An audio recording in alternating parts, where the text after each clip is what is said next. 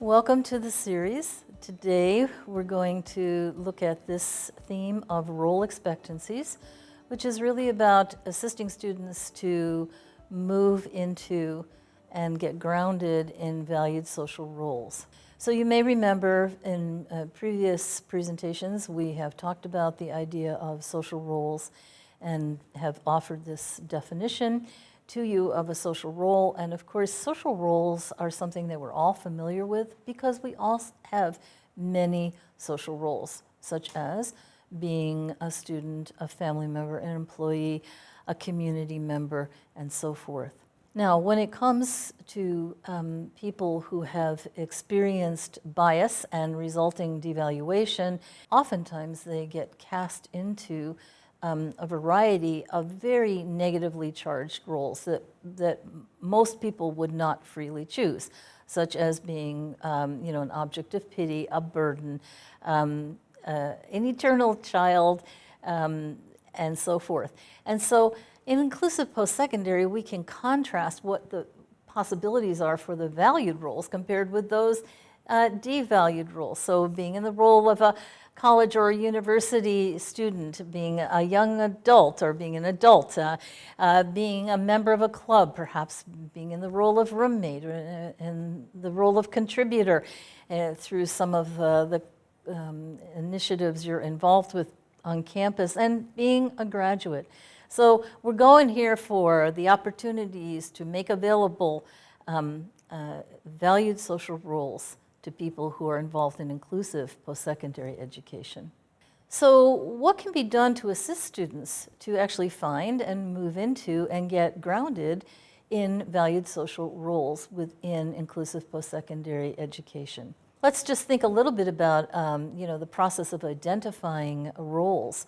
So some roles, when you are involved in inclusive post-secondary education, are a given.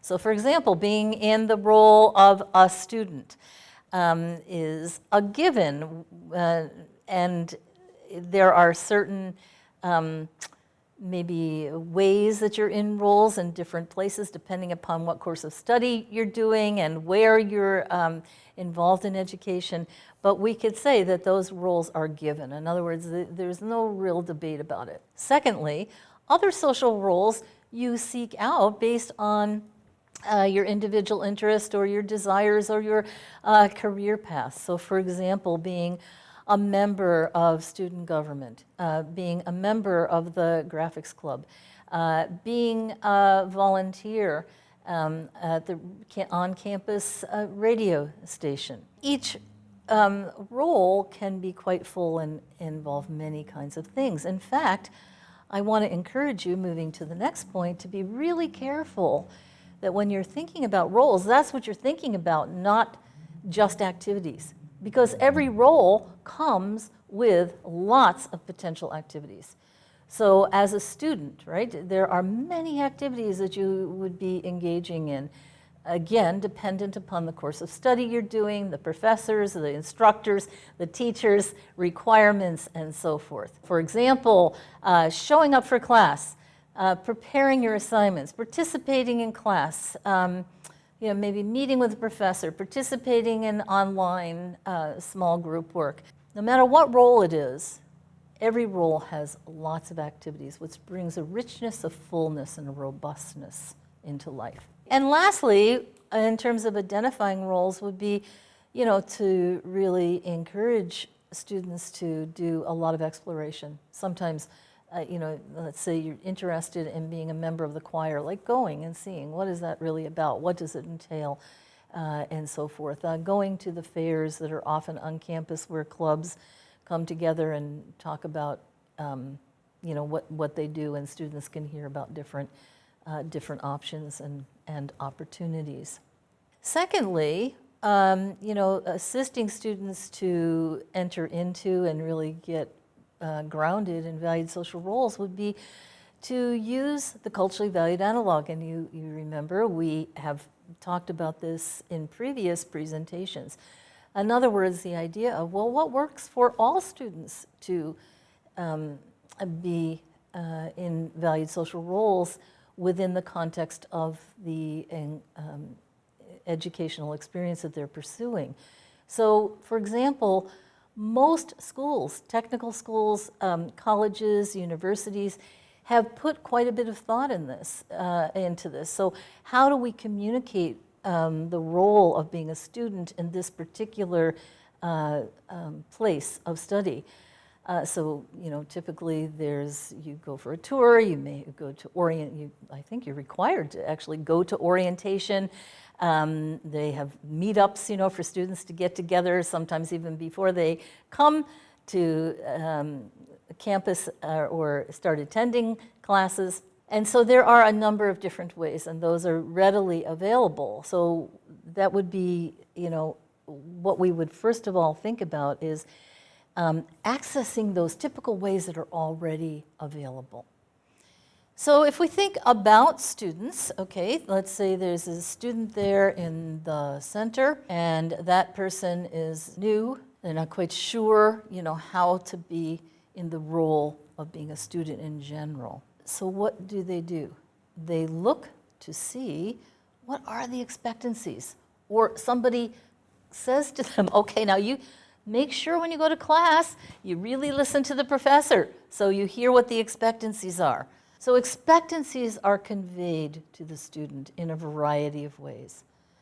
And then if you really want to be in the role of student, what happens? You begin to try to do what's being asked of you. And as you try it out, and you're getting a little bit better at it, you're understanding more what to do, then people around you see you really moving into that role. So as you begin to perform, do what is expected, people see you entering into the role.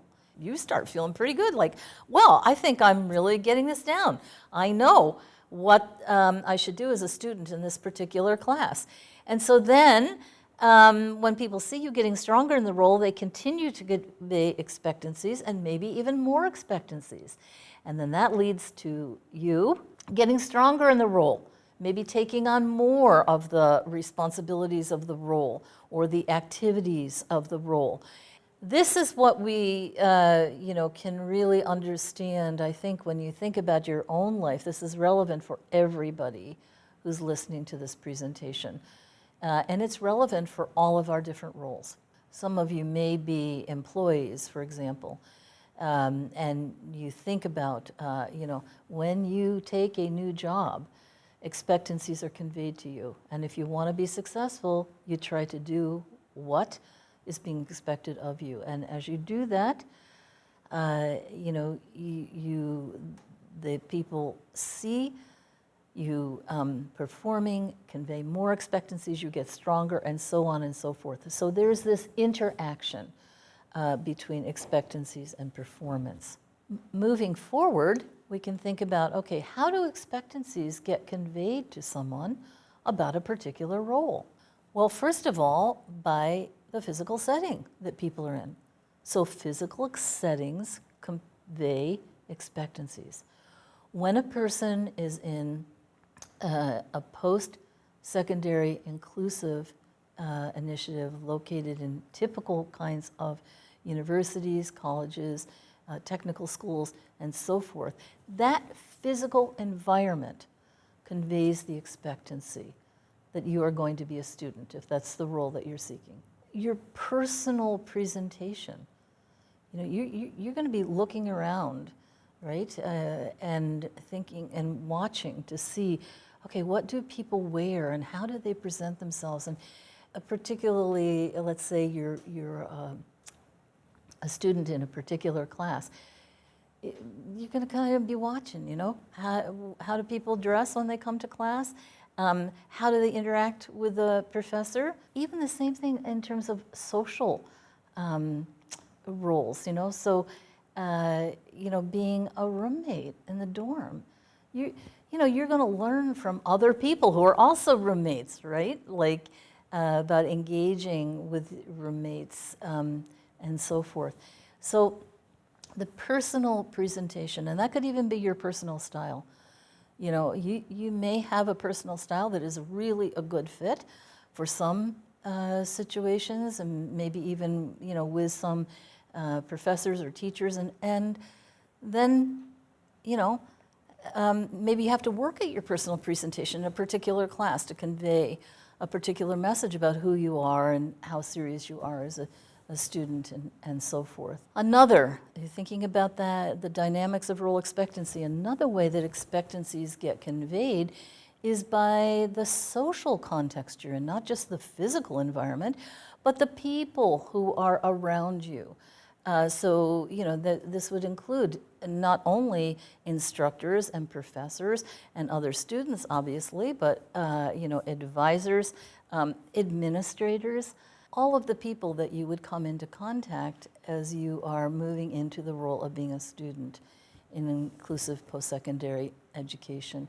And then the language. So this is interesting. There's general kind of language that's used oftentimes by people of similar age, and language would be not just, you know, in person, but also language that's used to communicate in other ways as well. Some roles have kind of general language, like being a student in general. Some roles have very specific language that go along with that role. So if you're studying social justice, for example, then there is certain language that you'll be learning around different theories.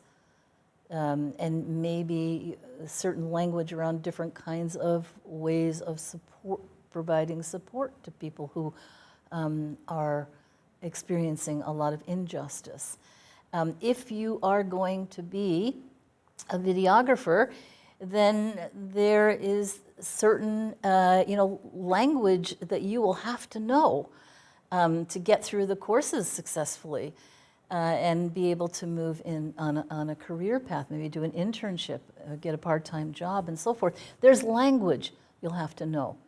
And lastly would be the activities. Okay, so when you think of the role, let's go back to the role generally of being a student. There are all kinds of activities that you engage in as a student.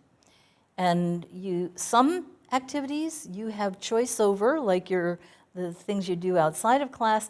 Other activities you don't have as much choice over, right? When you go to a class and the instructor, the teacher, the professor gives expectations, you know, you have to meet those expectations.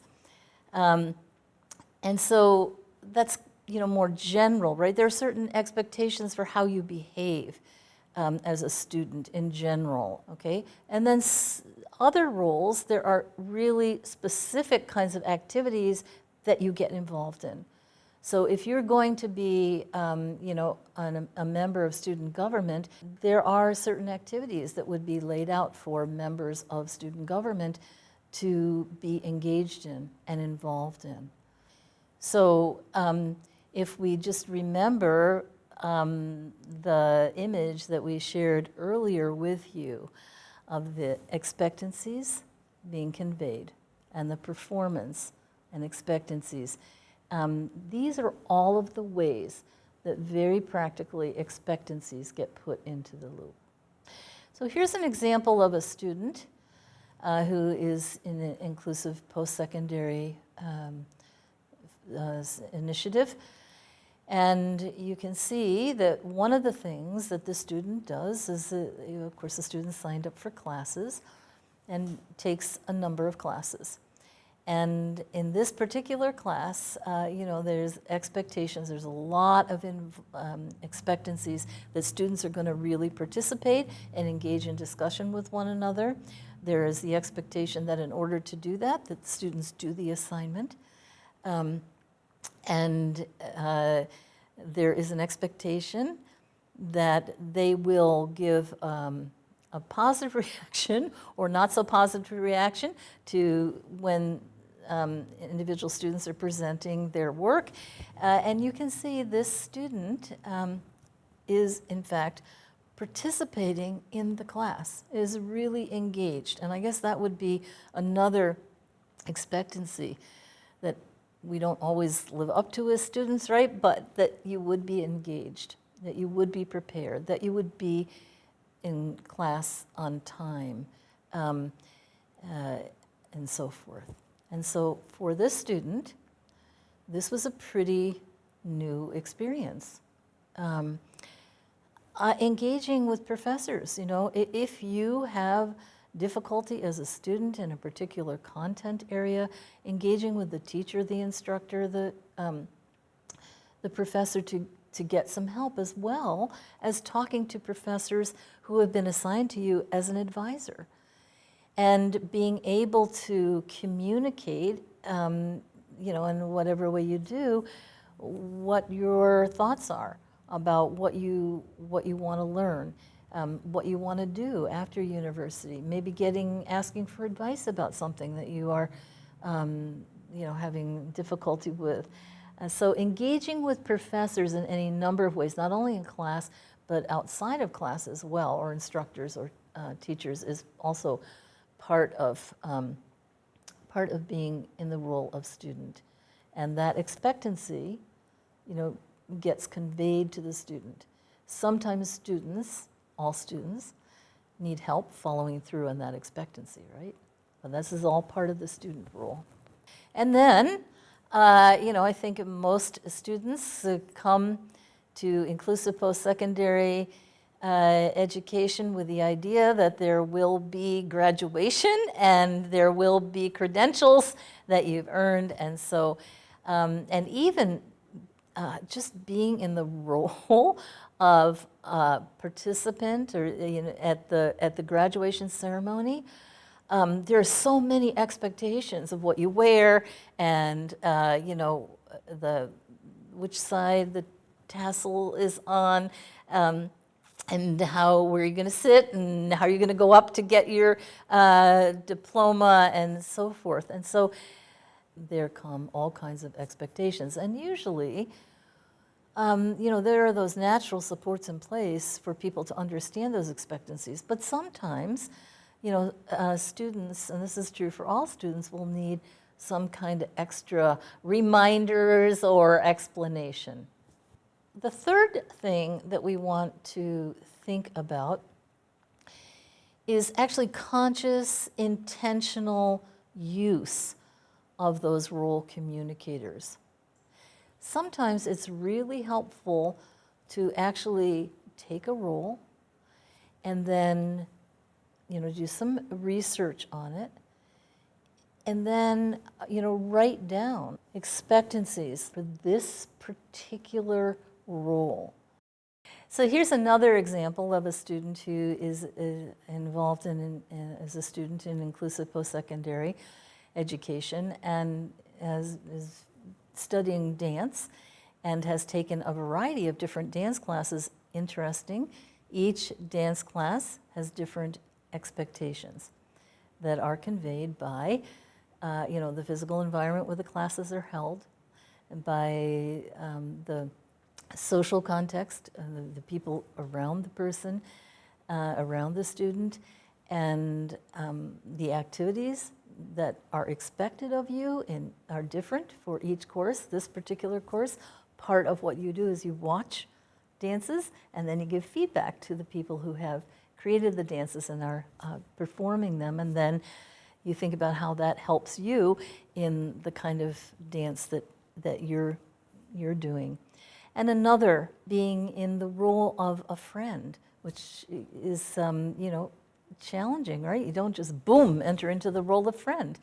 First of all, you engage with people who maybe have similar interests, similar experiences, and then eventually when you feel that kind of click and you say, gee, I think I'd like to get to know this person better and become friends. Well, how do we do that naturally? The culturally valued analog is we use those role communicators to get stronger in the role. And so sometimes people are able to figure that out for themselves, and sometimes people need advice in order to do that. Advice maybe from people who are a little bit more experienced in life, who maybe understand this information as well, who can be very focused in advising the student. And of course, another role being a member of study groups. And so here, The student is a member of a study group, and she and the other member are helping each other. And so for the student to learn how to be the member of a study group around a particular topic, that was a new role for her because she hadn't had an experience to do that when she was in high school. And so learning about that role, mapping it out, helped her to be able to do that and do it really effectively. And this student, who has an internship that is part of learning for the career that she has chosen of working in a preschool or an early education center. And so this was a brand new role to this student, and one of the people who was advising her and people actually from the preschool that she was going to be working in assisted her to understand her role as an educational assistant and to actually map it out, as I talked about earlier. So there was clarity about what you do and how you dress and how you would prepare. And lastly, here would be the idea of just being really aware, paying attention to roles, and providing support as is needed. So we're all different. We all need different kinds of supports. And of course, we have natural supports in our lives that we can look to try to help us to understand roles and what we do when we're in those roles and so forth. And sometimes it's a combination of natural supports as well as some supports that actually, have made a commitment to provide support. So it might be someone who has taken on the role of being a mentor, who is, another student, maybe an upperclassman who has said, I would be willing to assist the student, or maybe a classmate who says, I'd be willing to assist you in this class to make sure that you are doing what the professor or what the teacher expects us to do. And oftentimes it's a combination of those kinds of supports. So this is just a story to kind of illustrate that of a young woman who was very romantically involved with a partner and really wanted to engage in intimate relationships, and so talked to friends about that, and other students, the age of a similar age, some students who had a little bit more experience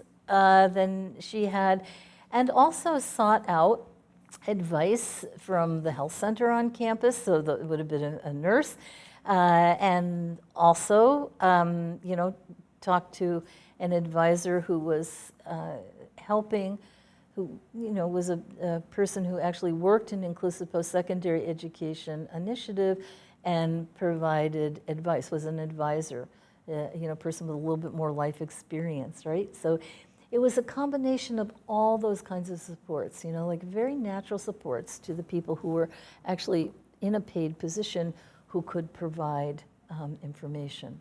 So I would like to conclude this presentation by offering some questions for you to consider and to discuss together.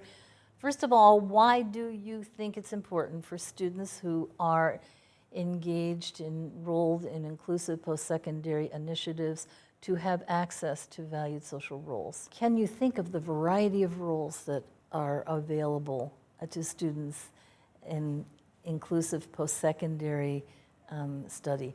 And that would be, at different places of study. And to think about your role, whether you are a faculty member, whether you are an instructor, whether you are an administrator, whether you are another student, whether you are part of the people who are paid to provide the support within the inclusive post-secondary initiative, just think about what can you do within the context of your role to assist students to find, move, and get rooted in valued social roles.